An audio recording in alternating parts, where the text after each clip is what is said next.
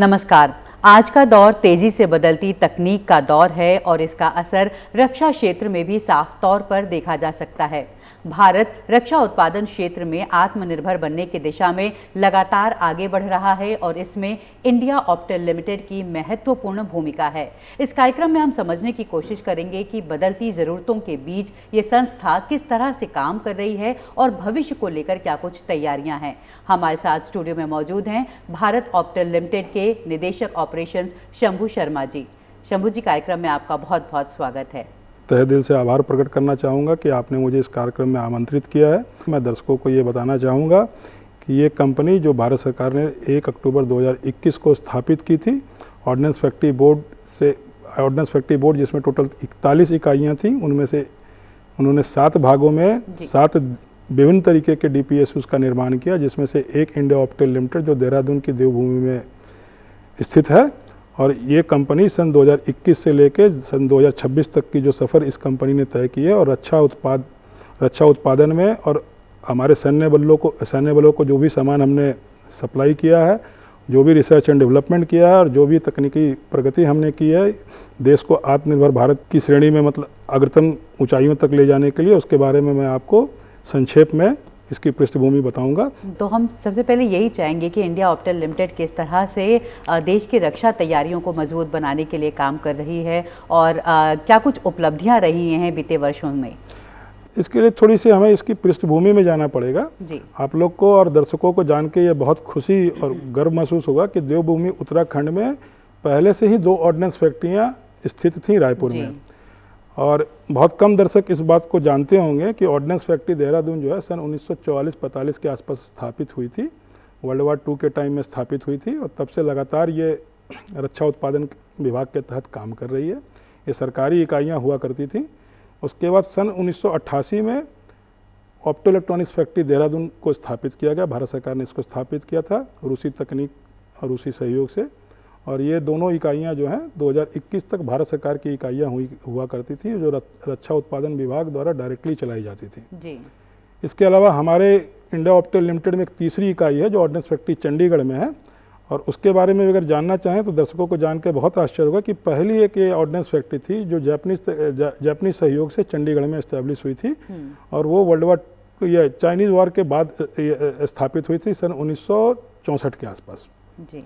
And ये तीनों इकाइयाँ लगातार अच्छा प्रदर्शन करती रहीं।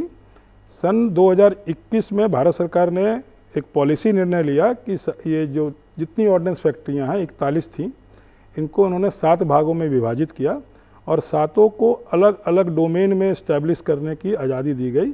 और चूँकि ये इकाइयाँ जो हमारे अंदर आती हैं ये पूर्णतः इलेक्ट्रो ऑप्टिक्स के फील्ड में थी और एक बिल्कुल इम्पॉर्टेंट और निश डोमेन है, जिसकी आप आकलन इसी बात से कर सकते हैं कि हमारी लोगो है सोल्जर्स आई। हम सैन्य बलों को दृष्टि प्रदान करते हैं और बिना दृष्टि के आज के आधुनिक युद्ध में किसी भी फोर्स के लिए, किसी भी सैन्य बल के लिए जीतना लगभग नामुमकिन हो चुका है। इसीलिए इन इकाइयों को भारत सरकार ने एक संगठित रूप में एक नए नाम, एक नए पहचान के साथ, एक नई स्वायत्तता के साथ काम करने की पूरी तरीके से आज़ादी दी। अगर इस श्रृंखला में आगे चलें तो सन 2021 में 1 अक्टूबर को हमारा निर्माण हुआ, स्थापित हुए हम, और पूर्ण वित्तीय वर्ष 22-23 में इन इकाइयों ने टोटल 1078 करोड़ 1078 करोड़ का उत्पादन लक्ष्य प्राप्त किया। उसके बाद क्रमशः 23-24, 24-25 और 25-26 में आपको जान के ये गौरव होगा कि इन इकाइयों ने 1078 का जो पहला वित्तीय वर्ष पूरा किया, पूर्ण वित्तीय वर्ष, उसको हम लोगों ने जस्ट डबल कर लिया और इस साल हम लोगों ने 2000 करोड़ का रक्षा उत्पादन का लक्ष्य प्राप्त किया है। और आने वाले सालों में इसको और भी आगे ले जाने की हमारी पूरी परियोजना है, जो अगले 5 सालों में हम कोशिश कर रहे हैं कि ये इकाइयाँ जो हैं तीनों जो हैं कम से कम जो है 6 से 7 हज़ार करोड़ की कंपनियों में तब्दील हो जाएं। और ये एक बहुत बड़ी उपलब्धि होगी, ना सिर्फ हमारे लिए पर्सनली, देवभूमि उत्तराखंड के लिए भी और हमारे सैन्य बलों के लिए भी, क्योंकि इन उत्पादों की हम संरचना करते हैं जो हमारे सैन्य बलों को युद्ध के भूमि में डिसाइसिव एज प्रदान करती है। बिल्कुल जी। तो जिस तरह से आपने बताया कि कितना महत्वपूर्ण संस्थान है ऑप्टेल इंडिया देश की रक्षा तैयारियों को मजबूत बनाने में, और अगर मैं बात करूं कि एक डायरेक्टर ऑपरेशन के तौर पर आपकी क्या भूमिका होती है और किस तरह भविष्य में किस तरह से इस पूरी कंपनी को विस्तार और देने के लिए आपका अपना विजन क्या है?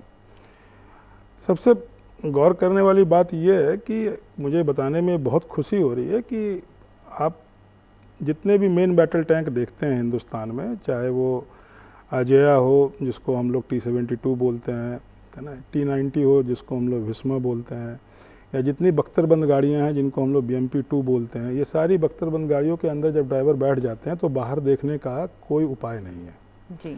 हम वो सारी साइट्स बनाते हैं जो गाड़ी के अंदर से बैठे हुए ही आप सब कुछ देख सकते हैं।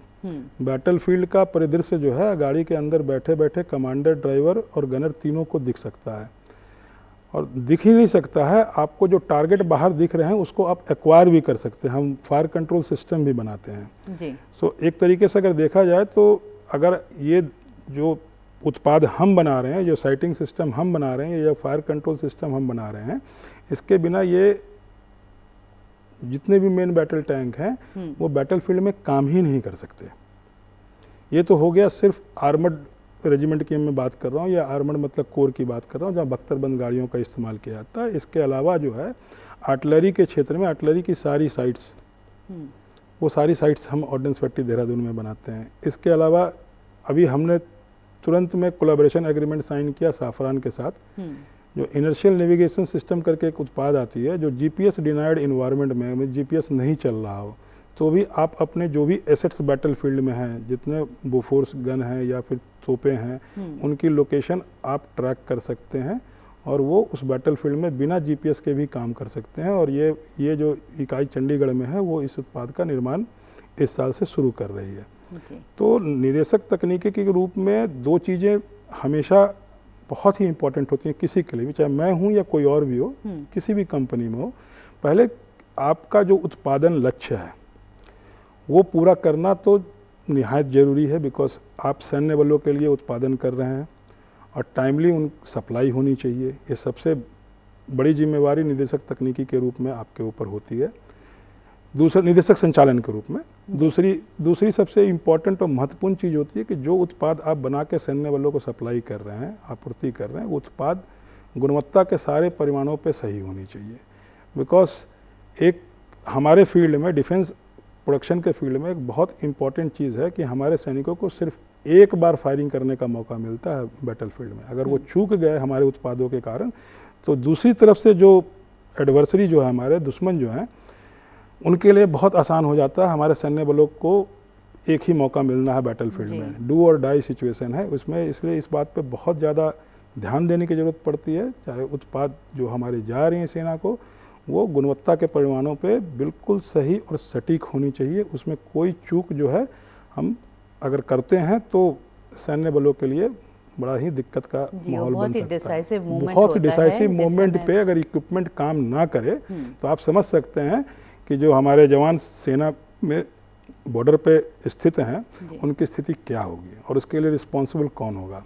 उसके लिए रिस्पॉन्सिबल हम सभी हो जाएंगे। तो निश्चित तौर पर एक दबाव तो होता ही है संस्था के ऊपर, और एक तरह से देखा जाए तो ये संस्था जो है हमारी भारतीय सेना की निगाहें हैं, एक रोशनी है जिसके तौर पर काम करती है।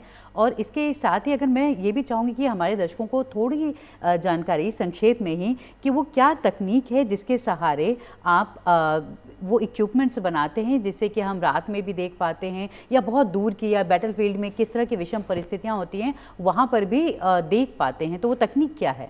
देखिए, तकनीक तो ये जो इसकी फिजिक्स है ये तो 100 साल पहले ही इस फिजिक्स को स्टैब्लिश किया जा चुका है। बात करें अगर मैन्युफैक्चरिंग करने की, तो जितने भी इलेक्ट्रो ऑप्टिक डिवाइसेस हैं, ये साइटिंग सिस्टम्स हैं, इनका कोर क्या है, इनका कोर या मूलभूत आधार क्या है? मूलभूत आधार ये है कि प्रकाश की किरणें जब आपकी आंखों पे पड़ती हैं तो आप ऑब्जेक्ट को देख पाते हैं, है ना। अब आप बख्तरबंद गाड़ी के अंदर बैठे हुए हैं तो प्रकाश की किरणें जो हैं, लाइट रेज जो हैं, सीधे आपके आई के पास तो आ नहीं रही। तो आपको क्या चाहिए? आपको चाहिए एक vision system. Vision system means आप ऑप्टिकल सिस्टम्स का इस्तेमाल करेंगे जिससे रे रिफ्लेक्ट होके या ट्रांसमिट होके आपकी आंखों तक पहुंच पाए। इसको हम लोग कहते हैं डे विजन ऑप्टिक्स, दिन में देखने का उपाय। जैसे चश्मा है, आपने पेरिस्कोप देखा होगा कि पेरिस्कोप के थ्रू सबमरीन में ऊपर भी लगा हुआ है तो आप उसको देख सकते हैं। तो उसी तरीके से टैंक भी एक तरीके से आप समझ सकते हैं, उसमें भी पेरिस्कोप लगते हैं, विभिन्न तरीके के पेरिस्कोप लगते हैं। एंड डे ऑप्टिक्स के सहारे जो है हम नज़ारा जो टैंक के बाहर का है वो हम अपने ड्राइवर को, कमांडर को और कैप्टन को, ये गनर को दिखाने में कामयाब होते हैं। चैलेंज तब आती है जब आपको रात के अंधेरे में दिखना है, जिसको हम लोग कहते हैं कि moon light, quarter moon light, star lit और कंप्लीटली डार्क। अब विषम परिस्थितियां तब होती हैं जब कंप्लीटली डार्क सिचुएशन में आप हैं और आप कैसे देखेंगे। तो इसके लिए हम लोग जो सहारा लेते हैं, जो टेक्नोलॉजी है, उसको हम लोग बोलते हैं डिटेक्टर सेंसर टेक्नोलॉजी।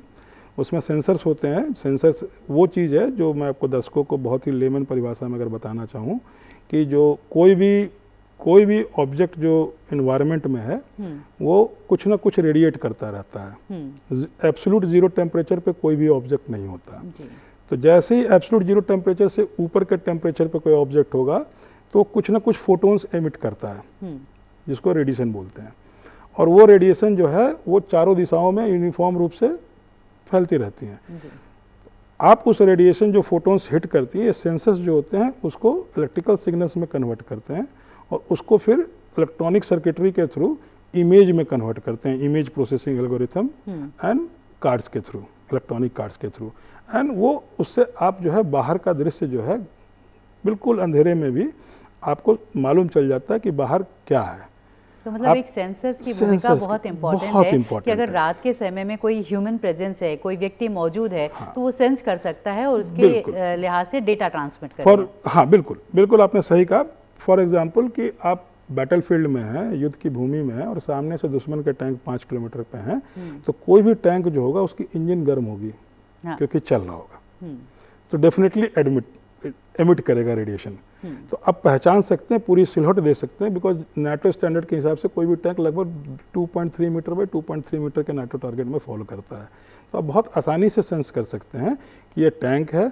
आप बहुत आसानी से सेंस कर सकते हैं कि जीप है या लाइट आर्मर्ड व्हीकल है या ह्यूमन से। इवन हम लोगों ने अपने जो परीक्षण किए हैं और जो फील्ड में टेस्टिंग करते रहते हैं उसमें कभी कभी रैबिट से लेकर छोटे छोटे ऑब्जेक्ट भी साफ साफ पता चल जाता है कि ये क्या है जी। ये सारी चीज़ें जो हैं सापेक्ष हैं, है ना। सापेक्ष है इन द सेंस कि डिपेंड करता है कितने डिस्टेंस पे कौन सा ऑब्जेक्ट है। तो और डिस्टेंस का भी अनुमान लगा सकते हैं। डिस्टेंस का अनुमान लगाने के लिए भी उसमें सिस्टम लगा होता है जिसको हम लोग LRF कहते हैं, लेजर रेंज फाइंडर। वो भी हम लोग बनाते हैं यहाँ पे। तो आप कितने डिस्टेंस पे टारगेट है, टारगेट क्या है, टारगेट आपके रेंज में है कि नहीं है, उसके लिए आप डिस्टेंस आपका जाना जरूरी है। क्योंकि मिसाइल आप फायर करेंगे 5 किलोमीटर की रेंज की हो सकती है, 10 की हो सकती है, 15 की हो सकती है। अगर टारगेट ही उस रेंज से बाहर है तो फायर करने की कोई आवश्यकता नहीं है जी। तो ये सारी चीज़ें हम लोग यहाँ बनाते हैं। इसीलिए हम लोगों ने अपना लोगो भी जो रखा है वो लोगो है सोल्जर्स आई, और सैन्य बलों का काफ़ी प्रोत्साहन रहा है इस इंडिया ऑप्टिकल लिमिटेड के ऊपर। अब तक हम उनके मापदंड पे खड़े उतरते आए हैं। सो आपके पहले सवाल का दूसरा जो हिस्सा है उसका उत्तर दे दूं। ये तो पहला पार्ट था। दूसरा सबसे इम्पोर्टेंट हिस्सा ये है कि बदलते परिप्रेक्ष्य में जो युद्ध की रणनीतियाँ बदल रही हैं उसको देखते हुए आपको इसका आकलन करना पड़ता है कि कौन सी नई टेक्नोलॉजी, कौन सी नई अनुसंधान एवं विकास में हमें अपना मैन पावर, रिसोर्सेज या किस तरीके की टेक्नोलॉजी का हमें कोलैबोरेशन करना पड़ सकता है जो तुरंत में अवेलेबल नहीं हो सकती। क्योंकि ये आपको, हमें दर्शकों को अप्रिशिएट करना पड़ेगा कि कोई भी टेक्नोलॉजी डेवलप करने में समय चाहिए। कभी कभी ऐसी आवश्यकताएं भी आ जाती हैं कि समय की सीमा बहुत कम होती है और सैन्य बलों को उन चीज़ों की आवश्यकता तुरंत होती है। उसके लिए फिर कोलैबोरेशन एग्रीमेंट हम लोग साइन करते हैं विदेशी कंपनियों के साथ, विदेशी सरकारों के साथ, जिससे हम वो तकनीक का अधिग्रहण कर सकें और हिंदुस्तान में खुद से बना के जी। बिल्कुल, मैं भी यही कहना चाह रही थी कि जिस तरह से हम रक्षा के क्षेत्र में आत्मनिर्भर होने के लिए लगातार काम कर रहे हैं और डिपेंडेंसी कम कर रहे हैं, तो जो रॉ मटेरियल या वैल्यू चेन की जब हम बात करते हैं इस ऑप्टिक्स के संदर्भ में अगर हम बात करें तो कितनी आत्मनिर्भर हैं हम, या कितना समय लगेगा हमें इसमें पूरी तरह से आत्मनिर्भर होने में? मैं ये आपको ये थोड़ा सा सवाल ऐसा है कि जिसमें बहुत सारी कंस्ट्रेंट्स हैं, बट जी। फिर एक एक करके मैं कोशिश करूंगा कि मैं इसको जितना सरल भाषा में एक्सप्लेन कर सकूं, समझा सकूं। दो चीज़ें हैं, कुछ तो रिसोर्स, मिनरल रिच रिसोर्स अगर मिनरल नहीं है, अगर वो रेयर अर्थ मटेरियल्स अवेलेबल नहीं है या ग्लास मटेरियल अवेलेबल नहीं है, तो उसके लिए तो आपको अल्टरनेटिव डिज़ाइन या अल्टरनेटिव टेक्नोलॉजी के ऊपर जाना पड़ेगा, जिसकी कोशिश भी हम कर रहे हैं। जैसे जर्मेनियम अवेलेबल नहीं है, तो जर्मेनियम आपको एज ए रॉ मटेरियल चाहिए ही चाहिए। हालांकि ये बात सत्य है कि जर्मेनियम के मोल्ड मिलने के बाद हम उसकी पूरी प्रोसेसिंग करने में सक्षम हैं। हम उसकी कोटिंग, डीएलसी जिसको कहते हैं डायमंड लाइक कोटिंग, ये सारी चीज़ें हिंदुस्तान में बहुत कंपनियां करती हैं, हम भी करते हैं। तो उसमें हम पूरी तरीके से एज ए कंट्री सक्षम है, आत्मनिर्भर हैं, उसमें हमारी डिपेंडेंसी किसी के ऊपर नहीं है। बट सवाल है कि जर्मेनियम रॉ मटेरियल की अवेलेबिलिटी ही दिक्कत है। ऐसे परिप्रेक्ष्य में आदमी दो चीज़ें करता है, आप अपनी इमीडिएट जो रिक्वायरमेंट 4-5 साल की है उसकी हेजिंग करके रख लेते हैं, ताकि किसी भी विपरीत परिस्थिति में हमारे सैन्य बलों को वो सामान उपलब्ध हो। दूसरी चीज़ ये है कि ग्लोबल सप्लाई चेन में आप उन जगहों को आइडेंटिफाई करते हैं, उन कंपनियों को आइडेंटिफाई करते हैं और अपने रिस्क को डाइवर्सिफाई कर लेते हैं कि आप किसी एक ही सोर्स पे डिपेंडेंट ना रहें। जी। तो हम लोग ये दोनों मॉडल पे काम करते हैं। और इसके अलावा हमने उसके अल्टरनेट मटेरियल जो ग्लास नहीं है उन पे भी हम एक्सपेरिमेंट कर रहे हैं, क्योंकि हम बहुत सारी संस्थाएं हैं जो अल्टरनेट मटेरियल में बहुत ज़्यादा अच्छा काम कर चुकी हैं, उनके साथ मिलकर हम ट्रायल भी कर रहे हैं। जैसे चाल्कोजेनाइड करके एक ऑप्शन है, उस पर हम काम कर रहे हैं। जी। तो वैल्यू चेन को डाइवर्सिफाई, सप्लाई चेन को डाइवर्सिफाई करना, हेजिंग एंड अल्टरनेट मटेरियल्स पे कोलैबोरेशन, बिल्कुल ये तकनीक का मेरे हिसाब से ऐसे परिप्रेक्ष्य में करना बहुत ज़रूरी है। बट हेजिंग एक बहुत इंपॉर्टेंट है, क्योंकि कोई भी चीज़ 4-5 साल के लिए बेसिक रॉ मटेरियल रखने पे कोई आपत्ति नहीं है, ताकि कम से कम सप्लाई चेन चलता रहे। जी, और जिस तरह से आप बता रहे हैं, तो रिसर्च एंड डेवलपमेंट, इन दोनों की लगातार ज़रूरत है, इन पर लगातार काम करने की ज़रूरत है। और आज का दौर आर्टिफिशियल इंटेलिजेंस का दौर भी है, तो इसका किस तरह से इस्तेमाल हो रहा है इस सेक्टर में? दो चीज़ें इसमें है इम्पॉर्टेंट, एक रिसर्च एंड डेवलपमेंट। तो मैं आपके दर्शकों को बताना चाहूँगा कि अभी रिसेंटली हम लोगों ने ये डिसाइड किया है कि हम centre for excellence in electro optics की स्थापना कर रहे हैं देहरादून में, बढ़िया, अपने ही परिसर में। और तकरीबन 80 करोड़ की लागत से हम उसकी स्थापना करने वाले हैं। जी। कॉन्ट्रैक्ट्स एंड सब कुछ अवार्ड हो चुके हैं। सो 2 से ढाई साल के अंदर ये तैयार हो जाना चाहिए। और ये सिर्फ इलेक्ट्रो ऑप्टिक्स में ही काम नहीं करेगी, क्योंकि हम प्राइमरली इलेक्ट्रो ऑप्टिक्स के बिजनेस में हैं, तो हमने उसका नामकरण सेंटर फॉर इलेक्ट्रो ऑप्टिक्स बोला। बट इलेक्ट्रो ऑप्टिक्स के मायने बदल गए हैं। मायने कैसे बदल गए हैं, इसको समझने की थोड़ी सी ज़रूरत है। हमारा लोगो सोल्जर्स आई है, क्योंकि हम सोल्जर्स को आई प्रोवाइड कर रहे हैं। बट एआई के ज़माने में उस आई से जो डेटा आ रही है, जो इमेजेस आ रही हैं, इमेजेस की एनालिटिक्स और एआई इनबिल्ट करें तो ये माइंड बन जाता है। बिल्कुल। सो जो आज के युद्ध में जो परिप्रेक्ष्य में चल रहा है, उसमें आप सिर्फ डेटा ही नहीं चाहिए, आपको डेटा के एनालिसिस एंड प्रेडिक्शन के एल्गोरिथम्स भी चाहिए। क्योंकि आजकल डिसीजन मेकिंग कॉम्प्लेक्स हो चुके हैं, टारगेट आइडेंटिफिकेशन कॉम्प्लेक्स हो चुके हैं। डेटा सिर्फ इमेजरी की ही नहीं है, देखना एक और बात हो गई, नॉन इमेजिंग डेटा भी आपके पास अवेलेबल हैं, जो रडार से हैं, अलग तरीके के सेंसर से हैं, एलिंट से हैं। इन सारे डेटा का फ्यूजन करके आप बैटलफील्ड का परिदृश्य तैयार करते हैं, और उसमें आर्टिफिशियल इंटेलिजेंस आपको बहुत हद तक मदद करता है कि क्या होना चाहिए और क्या थ्रेट की प्रायोरिटाइजेशन है, किसकी प्रायोरिटी क्या है। So human in the loop की जगह पे ह्यूमन ऑन द लूप हो गया। जी। पहले हमेशा एक व्यक्ति विशेष बैठ के एक एक चीज़ को एनालाइज करेगा, फिर रिपोर्ट बनाएगा। अब लूप पूरी तैयार है, उसके ऊपर एक कोई आदमी बैठा हुआ है जो डिसाइड कर रहा है कि इसमें से किसको मुझे एक्सेप्ट करना है या नहीं करना है। जी। तो एआई का जो फील्ड है वो एक्सपोनेंशियली हर एरिया में एंट्री हो रही है। और डिसाइसिव कटिंग एज टेक्नोलॉजी के लिए multi sensor imaging and multi sensor data processing with AI capability जो है, आने वाले किसी भी कंपनी के लिए भी और सैन्य बल के लिए भी इक्वली इम्पॉर्टेंट होंगे। सो हमने अपनी साइटों में एआई के फीचर इनबिल्ट करने चालू कर दिए हैं। बट कोई भी एआई का मॉडल का अगर आप इस्तेमाल करें तो it has to be trained. आपने देखा होगा चैट जीपीटी जो है उनके इतने सारे वर्जन हर 3 महीने 4 महीने में आते जा रहे हैं, बिकॉज जितनी डेटा आप उसको फीड करेंगे उसी हिसाब से वो मॉडल फिर ट्रेन होता है, एंड सेल्फ लर्निंग मॉडल में फिर वो एक point of time it start self learning. So exploitation के फेज में अभी आने में थोड़ा समय है, बट हम अपने सारे साइट्स में इस फीचर को इनबिल्ट करने की प्रयास शुरू कर चुके हैं। जी बिल्कुल। और एक तरफ इंडिया ऑप्टल लिमिटेड IOL काम कर रही है, साथ ही बहुत सारी निजी कंपनियां भी काम कर रही हैं, तो ये किस तरह से हमारे रक्षा तंत्र को मजबूत बनाने में कितना महत्व है इसका? देखिए, मैं इसको इस तरीके से लेता हूँ कि हम किसी से कम्पीट नहीं कर रहे हैं, न निजी कंपनी हमसे कम्पीट कर रहे हैं, न हम उनसे कम्पीट कर रहे हैं। हम दोनों मिलकर सेना को सही उत्पाद देने में लगे हुए हैं, और निजी कंपनियों के आने से आपस में, जिसको अगर बिजनेस की परिभाषा में बोलें तो we compete and we collaborate both. हम कम्पीट भी करते हैं व्यावसायिक स्तर पे ना, और कोलैबोरेट भी करते हैं टेक्नोलॉजी के लेवल पे, क्योंकि निजी कंपनियों की अपनी ऑपरेट करने की आज़ादी है, और इनोवेशन हर जगह हो सकता है, सिर्फ हमारे यहाँ ही हो ये उचित भी नहीं है, बिकॉज ये यूनिफॉर्मली स्प्रेड है सोसाइटी में। सो जो एंटरप्रेन्योर हैं या निजी कंपनियां हैं वो भी अच्छे प्रोडक्ट लेके आ सकते हैं। तो हमारा हमेशा से ये रहा है कि आपस में जहाँ कोलैबोरेट कर सकते हैं और कोलैबोरेट करके एक कंपीटिंग प्रोडक्ट ग्लोबली दे सकते हैं, या सैन्य बलों को प्रोवाइड कर सकते हैं, पहले अपने सैन्य बलों को, फिर ग्लोबल मार्केट को एड्रेस कर सकते हैं। तो निजी क्षेत्र और PSU जो सरकारी उपक्रम है, मेरा तो मानना है कि दोनों अगर हाथ मिला के चलें तो best of both the worlds की सिचुएशन तैयार हो जाती है, अपने आर्म फोर्सेस के लिए और एक्सपोर्ट मार्केट के लिए भी। व्यावसायिक स्तर पर थोड़ी बहुत कंपटीशन चलती रहती है, जो हेल्दी भी है, उससे हमें भी कुछ सीखने को मिलता है अपनी कॉस्ट कटिंग करने में, अपने आप को ज़्यादा कम्पिटिटिव बनाने में।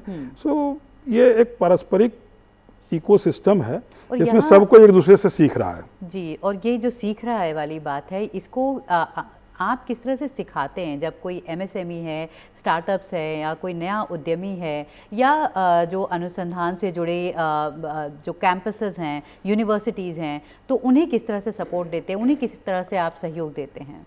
ये बहुत ही उम्दा सवाल मैं बोलूँगा, क्योंकि इसमें देखिए, पहली बात तो किसी को ये बिल्कुल याद रहना चाहिए कि सारी सरकारी कंपनियां सरकार इक्विटी होल्डर है, एंड गवर्नमेंट जब इक्विटी होल्डर है तो गवर्नमेंट जनरस होती है। हम भी जनरस हैं उस मामले में, क्योंकि गवर्नमेंट पॉलिसी भी ये पब्लिक मनी है, ये पब्लिक इंफ्रास्ट्रक्चर है, ये किसी व्यक्ति विशेष की इंफ्रास्ट्रक्चर नहीं है। ऐसे में हमारी जिम्मेवारी और भी ज़्यादा बड़ी हो जाती है। जहाँ तक शैक्षणिक संस्थानों का सवाल है, तो देहरादून के जो ग्राफिक एरा यूनिवर्सिटी हैं, या जो भी कॉलेजेस हैं, DITs हैं, जिनके जो भी रिक्वेस्ट आते हैं इंटर्नशिप या ट्रेनिंग के लिए, उसके माध्यम से उनके छात्रों को हम जो है रक्षा उत्पादन की जो तकनीक हमारे यहाँ अवेलेबल है उसके विषय में ज्ञान देने की कोशिश करते हैं, ट्रेनिंग देने की कोशिश करते हैं। वो तो एक शैक्षणिक स्तर पर रह गया। इसके अलावा ब्रॉडर कोलैबोरेशंस भी हैं। IIT कानपुर के साथ हमारा MOU है। इसके अलावा IIIT वडोदरा के साथ हमारे प्रोजेक्ट चल रहे हैं। IIT कानपुर के साथ बहुत ही विशिष्ट प्रोजेक्ट चल रहा है। IIT बॉम्बे के साथ हमारी कोलैबोरेशन चल रही है, MOU चल रही है। MOU हुई नहीं है, बट उस दिशा में काम चल रहा है ना। तो जो बड़े शैक्षणिक संस्थान हैं उनके साथ जुड़ के काम करना, बिकॉज वो एडवांस भी हैं और हमें भी कुछ चीज़ें उनसे सीखने को मिलती है, कुछ उनमें भी हमारी इंडस्ट्रियल जो रिक्वायरमेंट है उसके बारे में उनको भी मदद हो जाती है। तो पारस्परिक सहयोग है।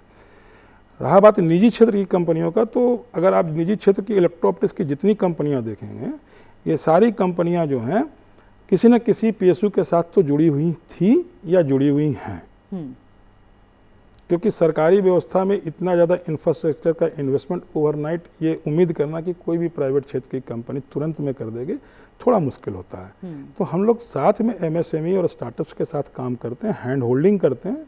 जो इंफ्रास्ट्रक्चर, मान लीजिए वो कोई ऐसी उत्पाद की रचना कर रहे हैं जिसमें हमारे इंफ्रास्ट्रक्चर में टेस्टिंग की फैसिलिटी अवेलेबल है, तो हम उन्हें प्रोवाइड करते हैं, इररिस्पेक्टिव ऑफ द फैक्ट कि वो प्राइवेट कंपनी है या सरकारी कंपनी, आपस में भी कोलैबोरेट करते हैं, उनके साथ भी कोलैबोरेट करते हैं। जी, और इसका फायदा अंत में तो भारत सरकार, अपना आत्मनिर्भर भारत को ही मिलना है, बिल्कुल अपने सैन्य बलों को ही मिलना है। और इस तरह से देखा जाए तो ये कौशल प्रशिक्षण देने या उद्यमिता के विकास में भी सहयोग देगा, और स्थानीय स्तर पर रोजगार सृजन में भी ये प्रशिक्षण जो है ये मदद करेंगे। इसको मैं ऐसे बोलना चाहूँगा कि अगर हमारे पास जो कैपेसिटी है, अगर उस कैपेसिटी को यूटिलाइज करते हुए इंडिया की कोई कंपनी कोई नया प्रोडक्ट डेवलप कर सकती है, इट्स लाइक जिसको कैसे बोलते हैं, इंटरनेट ऑफ थिंग्स है, जैसे उबर है। आपकी टैक्सी यूटिलाइज नहीं हो रही है और कोई यूटिलाइज करके उससे कुछ वेल्थ जनरेट करता है जीडीपी के लिए, तो इसमें बुराई क्या है? तो भारत सरकार के उपक्रम है और हमारे पास सरप्लस कैपेसिटी अगर किसी चीज़ की है तो हम उसको प्राइवेट सेक्टर के साथ शेयर करने में कोई उसमें ना बाध्यता है, और कायदे से अगर देखा जाए, मैथमेटिक्स के हिसाब से देखा जाए, इकोनॉमिक्स के हिसाब से देखा जाए, देश के लिए अच्छा है। देश के लिए अच्छा है और एक अच्छा माहौल, एक हेल्दी माहौल क्रिएट करता है। देखिए, हमारे यशस्वी प्रधानमंत्री ने सबसे पहले आत्मनिर्भर भारत का संकल्प लिया। माननीय रक्षा मंत्री और हमारा रक्षा विभाग ने बहुत सारी पॉलिसीज़ को इतना ईज़ किया सबके लिए। उसी का नतीजा कि आज के डेट में हज़ारों की संख्या में एमएसएमई, स्टार्टअप्स और इनोवेटर्स डिफेंस के फील्ड में, डिफेंस मैन्युफैक्चरिंग के फील्ड में आए हैं, और कई प्राइवेट कंपनियों ने बहुत अच्छा काम किया है।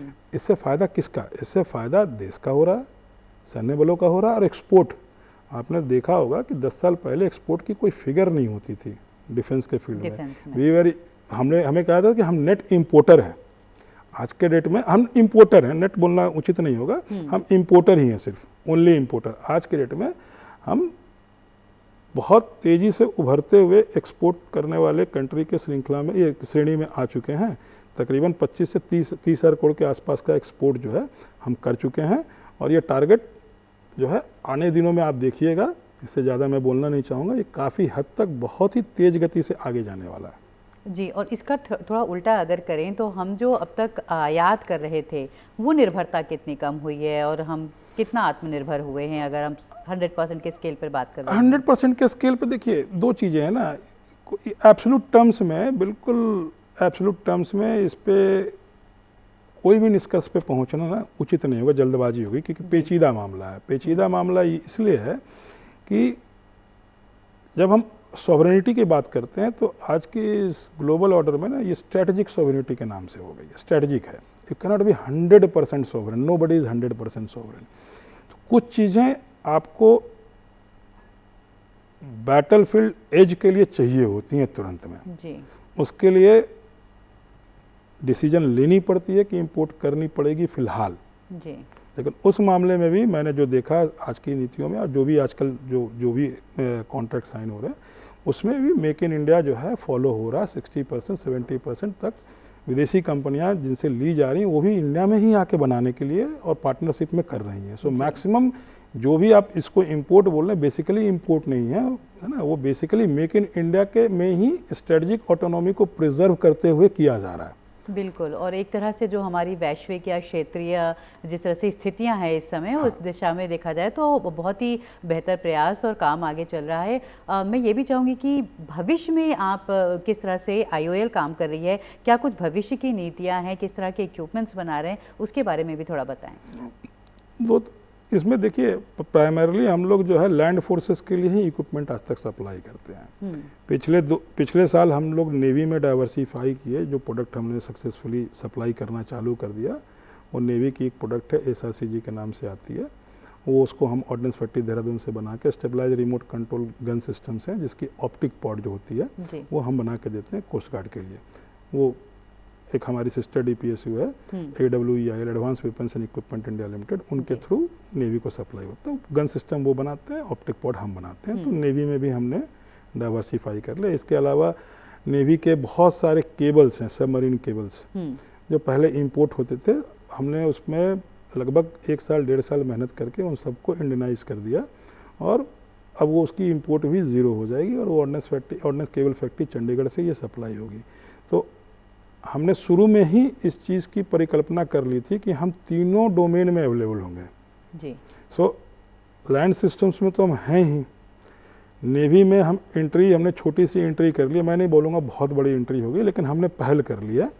और एयरफोर्स एक बचा हुआ है, जहाँ पे हम केबल सिस्टम्स में तो ट्रायल कर ही रहे हैं, बट हम ऑप्टिक पॉड्स जो होती हैं हेलीकॉप्टर्स की पर्टिकुलरली, उसमें एंट्री करने के लिए, उसमें सामान बनाने के लिए हम अपनी चेष्टा में लगे हुए हैं। सो आने वाले समय में मुझे ऐसा लगता है कि आर्मी, एयरफोर्स, नेवी तीनों में इंडिया ऑप्टल लिमिटेड जो है विजन देने का काम करेगी, और AI इनेबल्ड विजन देने का काम करेगी। इसी दिशा में हम लोग अभी प्रयासरत हैं। इसके अलावा और मैं चाहूँगी कार्यक्रम के आखिर में संक्षेप में जो युवा स्टार्टअप्स हैं खास तौर पर या जो लोग इस फील्ड में रुचि रखते हैं उनके लिए क्या कुछ संदेश देना चाहेंगे आप?